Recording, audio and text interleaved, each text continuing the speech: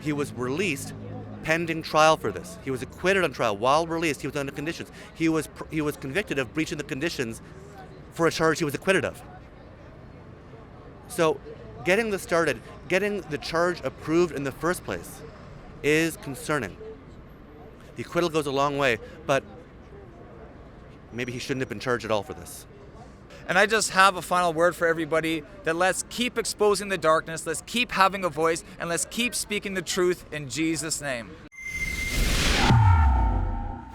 Pastor Derek Reimer of Mission 7 Ministries appeared in court today facing charges of mischief and causing a disturbance stemming from a February 2023 incident at a Reading with Royalty event at Seton Public Library.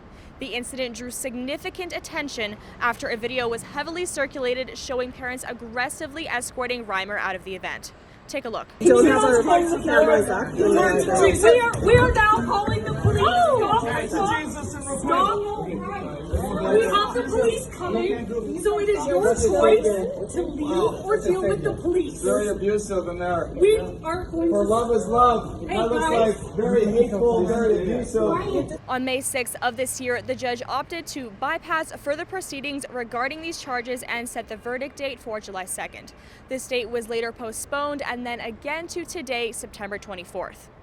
Pastor Reimer's legal defense has been crowdfunded through Rebel News in partnership with the Democracy Fund, a registered Canadian charity. You can help contribute to Derek's legal fund at savepastorderek.com.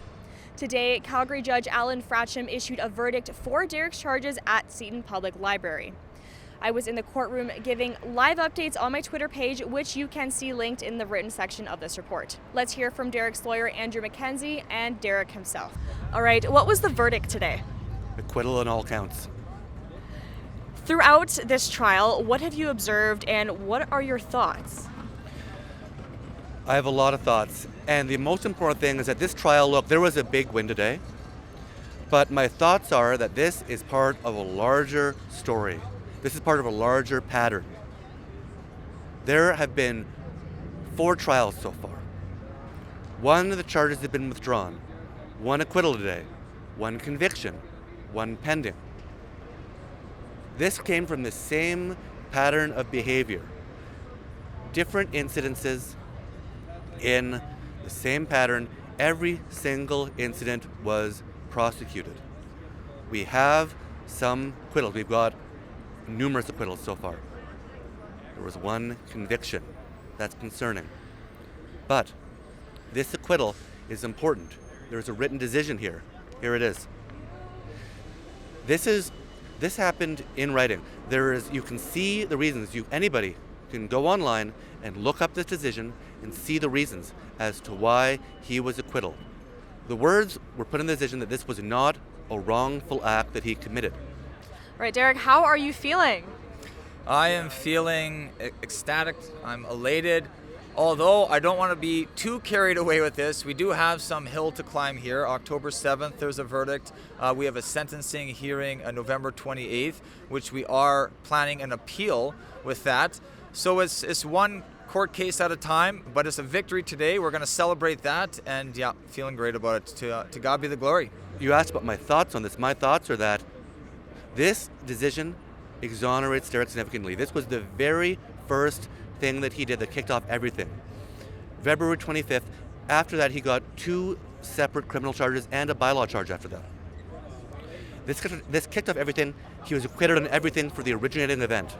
I think this should go a long way, this decision, in discussing and showing people what Derek was doing and what he wasn't doing, which was committing any crimes, which was causing any criminal disturbance, causing any criminal mischief. Was it a criminal act? Wasn't a wrongful act. How did you feel coming into the court today? Were you nervous? What were you expecting? Yeah, there's always a little bit of nervousness or a little bit of anxiety, like what's gonna take place here in the courtroom. With the evidence, I felt good, just like I felt good with the criminal harassment. Like I just believed it was a weak case. These charges wouldn't hold any weight, and I was very disappointed with the criminal harassment verdict. But with this one, it's like, okay, because it's political in nature, we're not really sure which way it's going to go. But this judge, he was a good judge, and he was just mentioning how, people's feelings, that doesn't dictate if something's criminal. And I just really appreciate it. He is just looking at the evidence. He's just looking at the law. He's not swinging to one side or the other or what the political intricacies of this, but just the law. And justice was served today. So do you think Derek can now freely protest these drag queen story hours? Well, my concern here is the prosecution and the continuous scrutiny that Derek's under for this. And he was acquitted. It's a win. It's a shame that we had to get to this point. The process is the punishment sometimes with these court proceedings. Derek has been on conditions for years. He was convicted. He was released pending trial for this. He was acquitted on trial. While released, he was under conditions. He was convicted of breaching the conditions for a charge he was acquitted of. So getting this started, getting the charge approved in the first place is concerning. The acquittal goes a long way, but maybe he shouldn't have been charged at all for this. Are you regaining a bit of trust in the justice system? Well, a little bit, yes. And I'm thankful for him and this outcome, this verdict. And we have some momentum now moving into October 7th. And I believe this also carries weight going into even the sentencing hearing, because this was the main charge that springboarded everything here that we're seeing with all of my cases, with my 11 criminal charges. I think you mentioned that there was he was convicted of a charge. What charge was that? So, this is relating to an incident. Derek protested at numerous libraries. This was his first library protest, February 2023. In March 2023, he, after being jailed for this, and again, jailed on something that he was acquitted for, after being jailed for this, he was released. When he was released, he protested at a different library. He was found to be in breach of his conditions. He was found to harass the library manager. He was convicted for that. If this hadn't happened, if this initial charge hadn't been laid, he might have no trials. He wouldn't have 3-4 trials. He'd have none. So that's, again, how Derek's being treated, how he's been prosecuted for this, it's concerning, but this judgment exonerates him to a significant degree. It's in writing. It's there for everybody to read. The reasons are there. And I think the judgment goes a long way. Justice Fradsham, he's a senior, well-respected member of the Calgary judiciary. He has been around, he has written, and he has a reputation for writing out his reasons in immense detail. I'm looking forward to reading this in full. We heard this in court, why he was exonerated, and he spoke at some length as to why he was exonerated. There's even more reasons in here, and I'm looking forward to reading them and seeing the reasoning that went behind Derek's acquittal, because there's no shortage of good reasons as to why he should be acquitted. Any comments for those who have donated to your legal fund?